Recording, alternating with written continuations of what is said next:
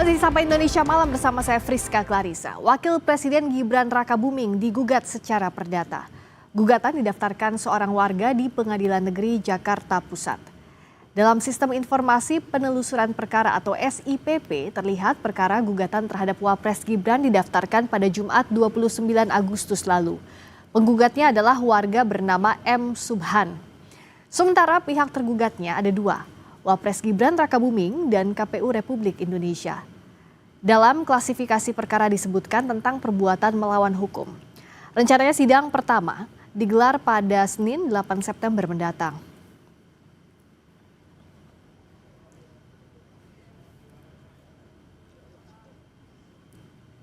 Mengapa Wapres Gibran digugat perdata? Apa yang menjadi perkaranya? Kita bahas bersama penggugat Wapres Gibran di Pengadilan Negeri Jakarta Pusat, Subhan Palal, dan juga Wakil Ketua Umum Bara JP, David Pajung. Selamat malam Pak Subhan, juga Bung David. Mbak. Selamat malam. Selamat malam Mbak Friska. Selamat malam Mas David. Selamat malam. Subhan. Nah kita akan tanyakan dulu ya ke Pak Subhan. Saya mau tanya dulu. Nah, klasifikasinya kan perbuatan melawan hukum. Spesifiknya apa yang dianggap perbuatan melawan hukum? Jadi gini, kita berangkat dari negara hukum. Maka semua penyelenggaraan negara harus diatur oleh hukum. Apa yang tidak sesuainya? Ya, yang tidak sesuai karena dalam undang-undang pemilu itu dipersyaratkan seorang wakil presiden atau presiden sekalipun harus minimum tamat SLTA, alia, SMA atau sederajat. Nah, wakil presiden ini tidak punya ijazah itu. Ijazah SLTA nggak punya. Kalau di KPU apa tertulisnya waktu yang di KPU calonkan sebagai kalau presiden? Di KPU hanya tertulis SMA-nya 2 kali malahan, yaitu diselenggarakan di Singapura sama Australia. Yang di Australia itu yang disetarakan sama SMA itu Orchid Park Secondary School Singapura, yang Australia UTS Institute Sydney. Kalau dari hasil penelusuran Pak Subhan dan kawan-kawan itu tidak setara SMA? Gini, meskipun setara, tapi undang-undang tidak memberikan amanat itu. Amanatnya hanya tamat minimum riwayat pendidikannya SLTA atau SMA alia sederajat. Hanya itu. Saya tanya ke Bung David, ini dipersoalkan soal pendidikannya dianggap tidak memenuhi syarat SMA atau sederajat. Ya, jadi gini Mbak, ini kan kita sudah melangkah 10 langkah, terus kemudian kita mau menarik langkah lagi undur ya. Ini namanya mencari jarum dalam jerami ya, artinya sesuatu tindakan yang sia-sia, yang begitu berat. Karena gini, ini kita mencoba membangun sebuah kekisruan dialektika yang tidak konstruktif. Karena pertama, Mas Gibran ini tamat, justru tadi sudah disampaikan oleh Mas Subhan sendiri kan, tamat di 2 tempat malah, dan tempat itu adalah tempat berkelas. Di Orchid Park Secondary di Singapura dan di Australia. Itu setara ya, setara, bahkan kalau kita mau menyetarakan dalam sisi kualitas ya bisa dipersandingkan lah kualitasnya seperti apa dengan misalnya SMA kita di Indonesia. Lalu kemudian yang kedua, Mas Gibran ini adalah mantan wali kota, di mana persyaratan administrasi ketika maju di pilkada wali kota, lalu kemudian maju ke pilpres lagi sebagai wapres, itu kemudian mengalami lagi satu proses di KPU ya. Jadi 2 kali proses itu. Rasa-rasanya kita ingin mendelegitimasi lembaga-lembaga sekaliber KPUD dan KPU Pusat jika ini dipersoalkan kembali, bahkan keputusan MK itu sudah memperkuat semuanya. Jadi memang nggak ada dasar, nggak ada legitimasi konstitusi, nggak ada legitimasi hukum, nggak ada legitimasi sosial, dan nggak ada legitimasi politiknya untuk mempersoalkan itu sebenarnya. Jadi dianggap gugatannya itu tidak berdasar kalau kata Bung David, Pak Subhan? Ini dasar dari sisi konstitusi, dari sisi undang-undang dari sisi politik Ya, maupun Bung David, sosial. saya kasih ke Pak Subhan. Dianggap Bung David tadi katanya nggak Gini, berdasar. makanya berdasarkan apapun. konsepsi perbuatan melawan hukum itu ada perbuatan yang telah dilakukan. Kalau sebelum dilakukan kita nggak tahu itu. Mhm. Nah, konsepnya perbuatan melawan hukum, ya itu tadi.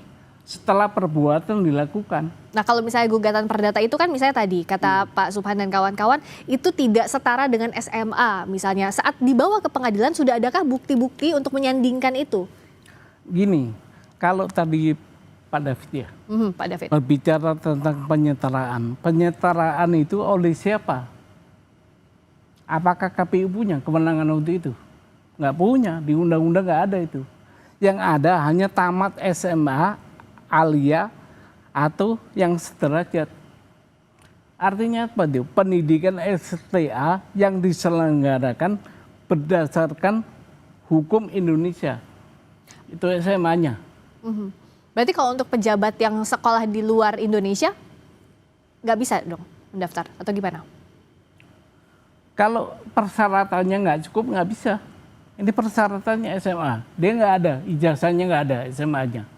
Oh, ijazah SMA yang dipertanyakan. Bukan dipertanyakan oleh KPU, dibilang nggak ada. Oke, Di Bung David. umuman nggak ada. Bung David nggak ada ijazahnya. Ini masalah ijazah lagi. Ijazah SMA-nya nggak ada, di KPU nggak ada. Bung David. Nah, itu jadi gini ya. Di KPU itu ada mekanisme mereka. Ada mekanisme di dalam pemenuhan syarat administrasi dan syarat undang-undang, baik di ketika proses pilkada ya di KPUD Solo, Surakarta, itu sudah melewati tahap itu.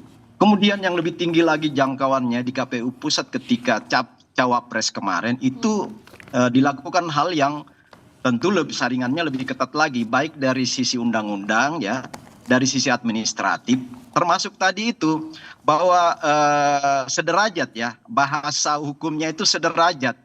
Nah, sederajat ini ya bukan di situ nggak bunyi bahwa itu khusus lulusan Indonesia. Coba Pak, di mana Pak Subhan temukan itu bahwa khusus lulus di dalam negeri atau pendidikan di Indonesia, kan nggak bunyi itu. Jadi prinsip hukum selama nggak ada bunyi itu maka nggak ada pelanggaran Pak. Dan ini kembali lagi ya, kita membuat kekisruhan lagi seolah-olah ini ada pelanggaran hukum ya. Kita mengabaikan mendelegitimasi tugas dan fungsi KPUD. Kemudian sekian puluh juta rakyat Indonesia, rakyat Solo yang sudah memilih Mas Gibran di Solo, rakyat Indonesia yang sudah memilih Prabowo Gibran di Indonesia itu dengan kemenangan 50% lebih ya, 56% itu kita mencoba mengabaikan itu. Ini hal-hal yang dicari-cari, kemudian kita mencoba membangun sebuah kekisruhan politik ya, kalau ini terus digoreng kepada hal-hal yang tidak konstruktif bagi bangsa ini. Bangsa ini coba maju lebih jauh lagi untuk bagaimana meraih Indonesia Emas dengan segala macam Jadi perjuangan. kita ada buktinya. Apa bukti yang dipunya oleh Pak Subhan, coba dokumennya? Gini, saya bacakan Mas David ya. Bunyi Ya, monggo. Pasal Undang-Undang Nomor 7 Tahun 2017 tentang Pemilihan Umum, Pasal 169 huruf R, junto pasal 13 Peraturan Pemilihan Komisi Pemilihan Umum Nomor 19 Tahun 2023 huruf R juga. Bunyinya begini nih.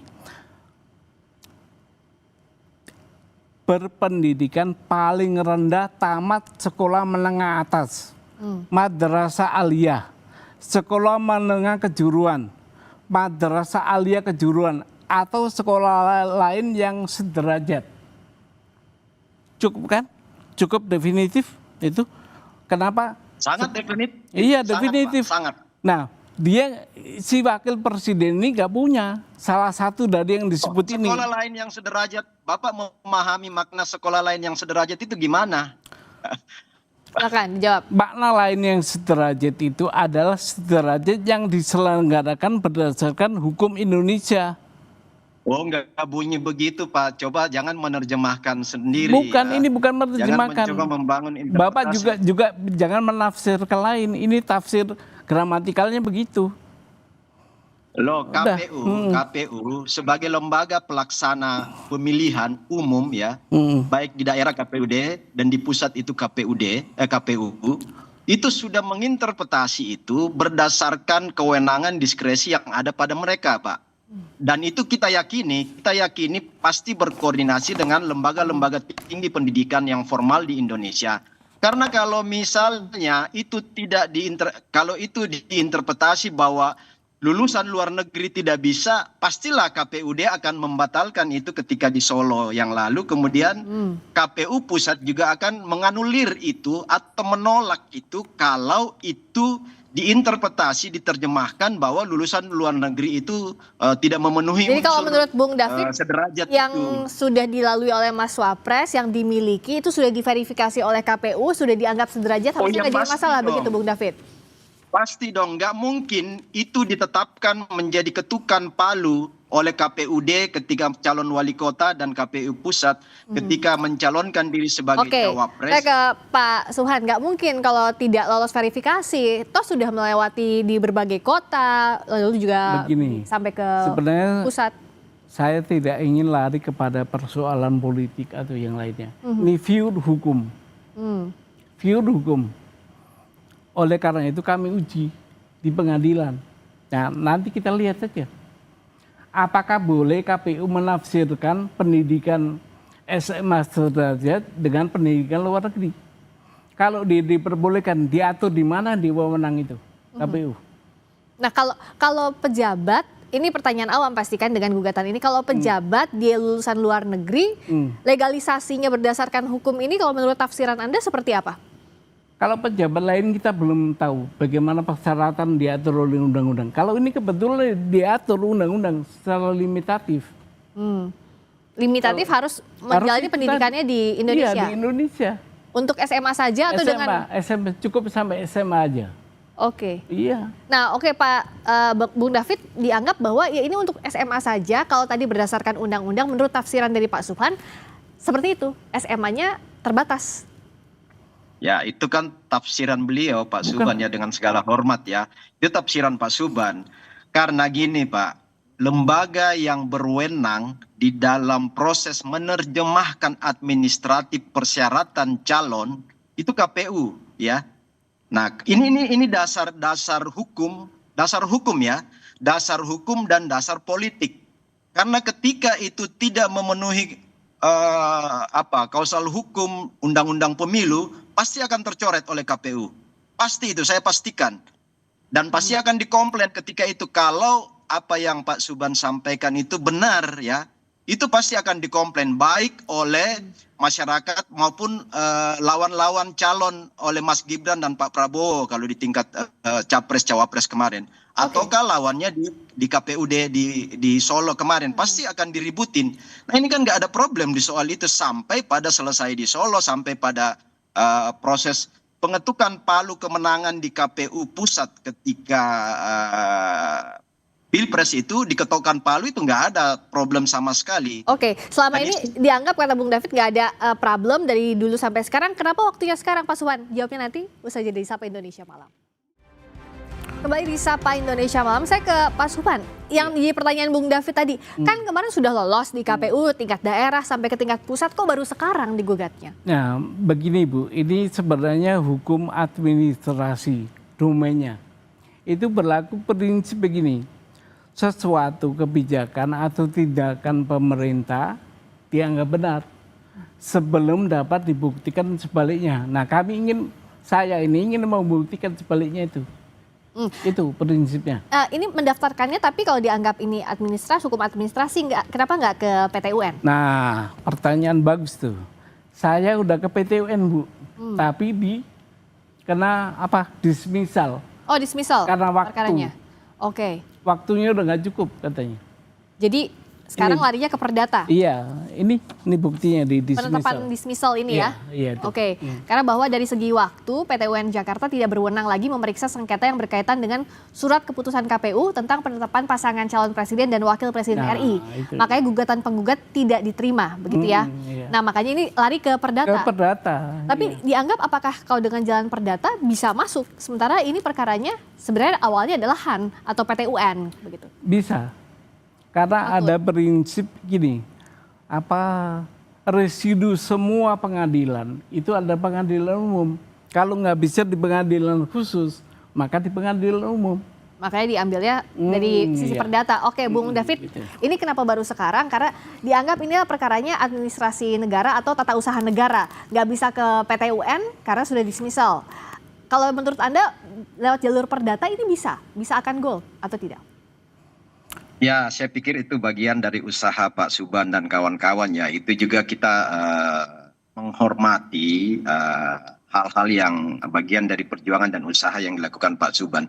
Pada satu sisi kita ingin mengatakan bahwa ini bagian dari proses pendidikan politik dan pendidikan hukum bagi Indonesia, bagi masyarakat Indonesia ya. Kita ambil hikmahnya aja. Tetapi dalam satu keyakinan prosedural hukum yang sudah ada, rasa-rasanya itu sangat tipis untuk perjuangan-perjuangan kawan-kawan Pak Subhan dan tim itu bisa sesuai dengan harapan. Tetapi setidaknya ini menjadi satu case hukum untuk di kemudian hari ini bisa ada langkah-langkah antisipatif ke depan.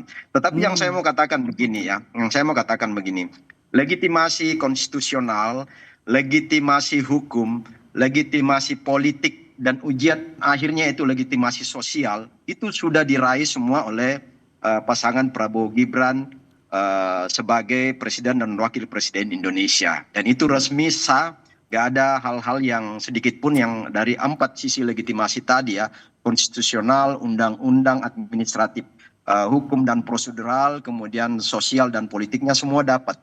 Nah, bagi saya ini bagian dari dinamika, tetapi pada satu sisi kita juga meyakini bahwa ini adalah usaha-usaha yang rasanya sia-sia karena pemerintah sekarang khususnya Presiden Prabowo dan Mas Gibran ini tengah berjuang untuk merealisasikan semua janji-janji politik dalam rangka mencapai tujuan berdasarkan campaign Asta Cita yang dikampanyekan oleh Pak Prabowo dan Gibran ya. Jadi ini lebih fokus mereka ke sana. Nah, tapi kalau dari sisinya Pak Subhan, apa yakin nggak ada motif politik di balik ini? Gini, Mbak, saya ini bukan orang politik, ya. Saya ini maju sendirian nih, nggak ada yang sponsor atau nggak ada. Karena saya melihat ini hukum kita dibajak nih dengan begini caranya. Karena kenapa? Tidak punya ijazah SLTA bisa lolos. Nah, ada dugaan KPU saat itu adalah terbelenggu oleh relasi kuasa. Makanya KPU jadi tergugat 2? Iya, ikut kita gugat. Tapi tidak ada motif politik ini? Nggak ada.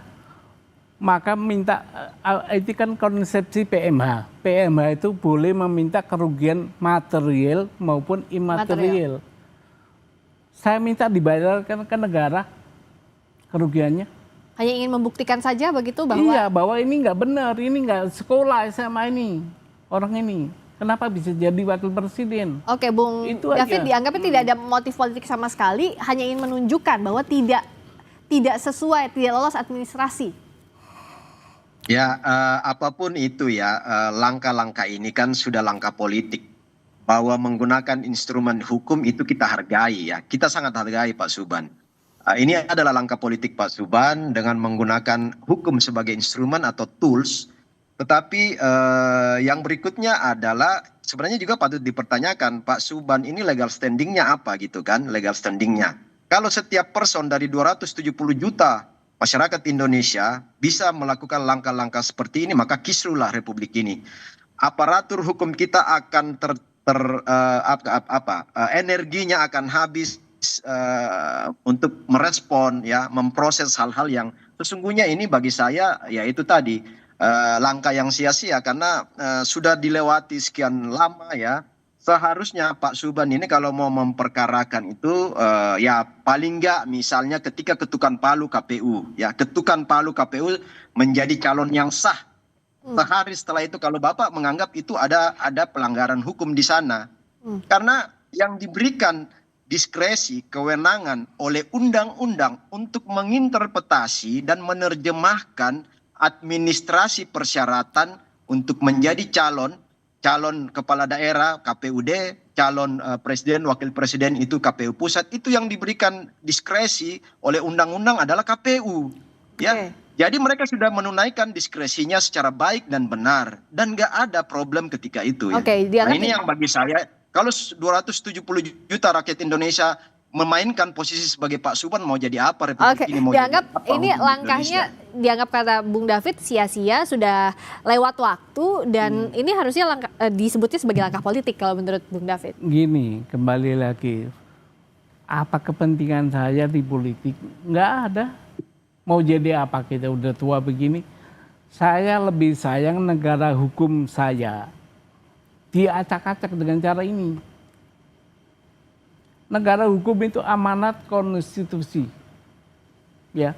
Nah, itu kan interpretasi Pak Subhan. Diacak-acak itu versi Pak Subhan kan. Versi 1 jiwa dari 270 juta, sekian puluh juta mengatakan nggak ada itu diacak-acak. Nggak ada itu. Jadi kita jangan membangun sebuah opini yang ya justru ini opini yang mengacak-acak hukum yang dibangun oleh Pak Subhan, silakan dijawab.